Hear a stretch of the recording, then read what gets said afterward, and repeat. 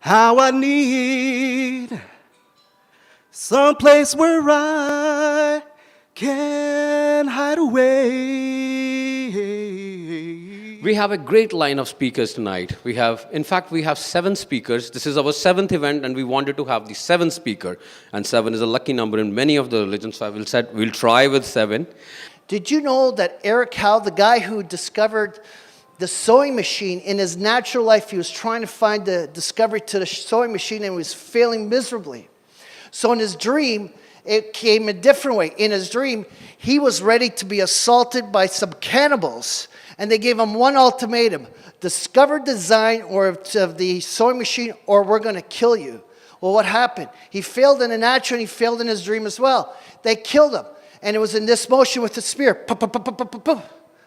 And that's how he discovered the sewing machine. How I need someplace where I can hide away.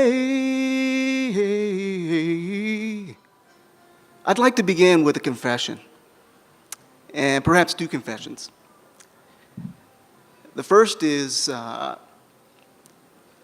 my hearing is very damaged, so I actually don't really know what my voice sounds like. He does not like talking about his life that he's left behind.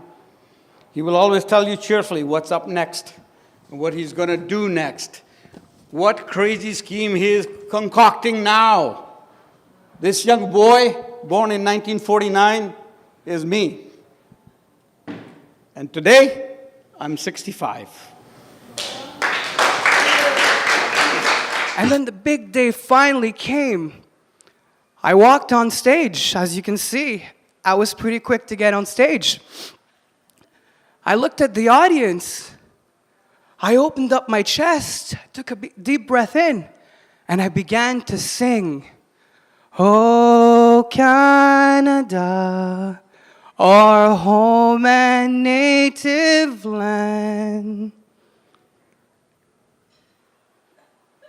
Native land. I went outside. There was literally crap everywhere. It was all over the driveway. It was on my car. It was on my roof and on my daughter's 2nd floor window. I was beside myself. Honestly, I didn't ask for that. So I called the police and I made a report. In case it escalates to what, I don't know. So I called the police, and they showed up, and they laughed.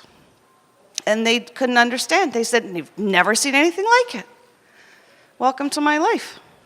You know, when a kid tells you that you're his best friend, to you it might not seem like a big deal, but to the kid it might just mean the world to them.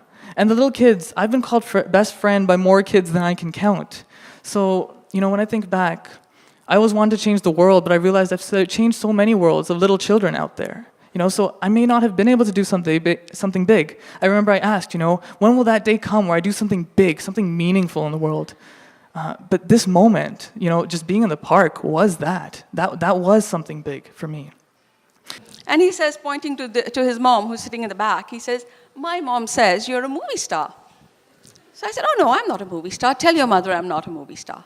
So he goes back, all crestfallen, dejected, a little disappointed. And I'm beginning to doze off a little bit, and then he comes running back and tugs at my sleeve again, and he says, "My mommy says all movie stars say they're not movie stars." I want to thank all of you and each one of you for coming tonight.